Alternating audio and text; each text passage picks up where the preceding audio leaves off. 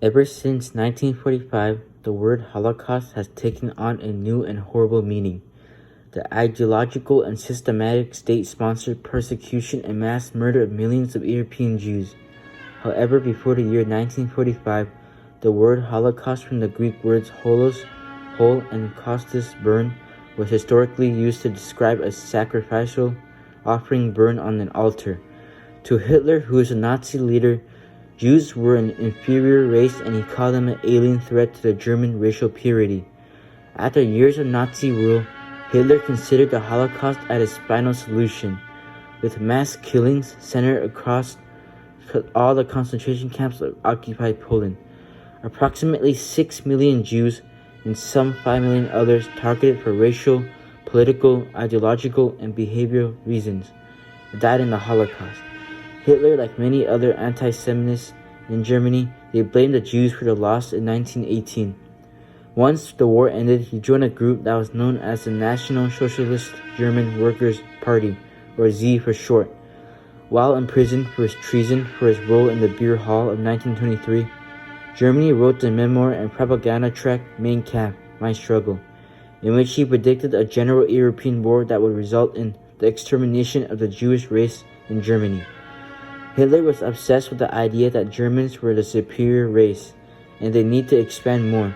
Once he was released from prison, he had taken advantage of the weakness of his rivals in order to rise and secure power.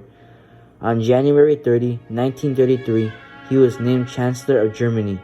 After President Paul von Hindenburg's death in 1934, Hitler anointed himself as Führer, becoming Germany's supreme ruler. In 1933, Jewish people in Germany numbered around 525,000, or about 1% of the total German population. During the next 6 years, Nazi undertook an Aryanization of Germany, or dismissing the non-Aryans from civil service, liquidating Jewish-owned businesses, and stripping Jewish lawyers from doctors of their clients. Under the Nuremberg Law of 1935, anyone with 3 or 4 Jewish grandparents were considered Jewish, while those with 2 Jewish grandparents were considered a half-breed. Under these laws, Jewish people became a target for persecution.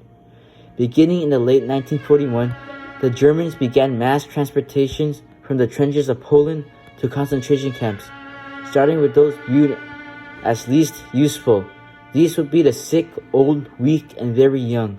The first mass gassing began at the camp of Belzec, near Lublin, on March 17, 1942.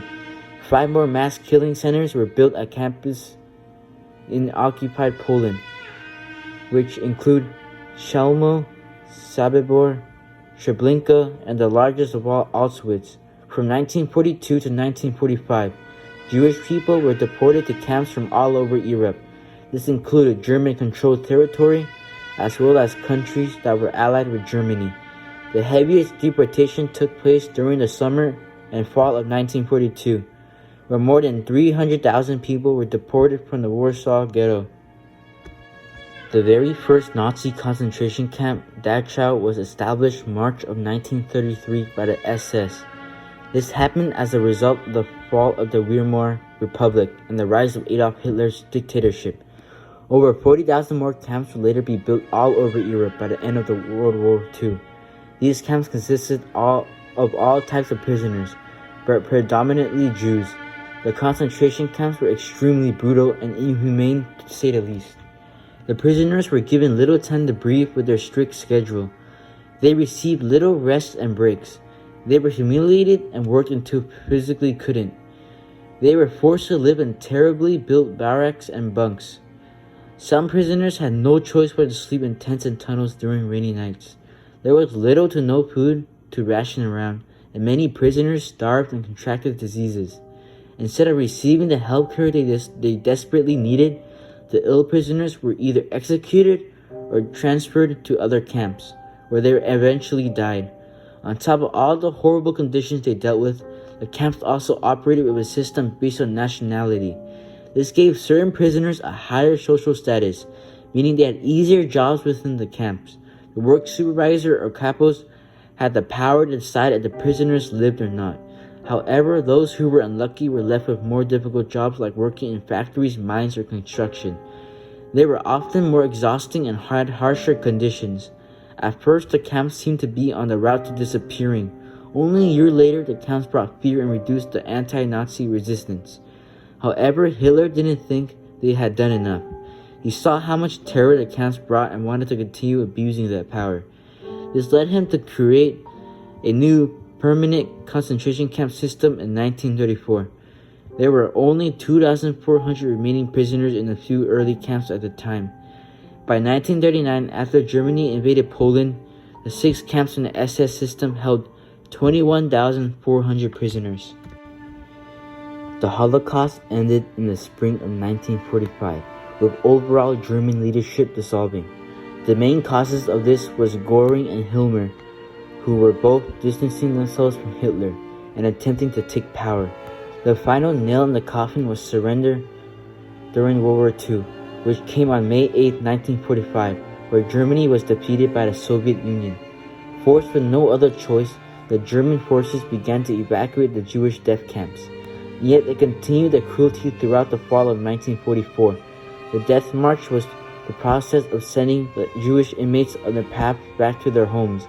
And yet the process was brutal, killing up to 375,000 in the process. Scared of what happened to him, Adolf Hitler committed suicide in his underground bunker after finding out he was being hunted by a siege of Soviets from Berlin. Today, Auschwitz is lost in history with only hollow corpses and living skeletons as the reminder of the horrific past. In conclusion, the Holocaust was a terrible event in history, and the only thing we as citizens can do now is learn and hope that the process doesn't repeat itself.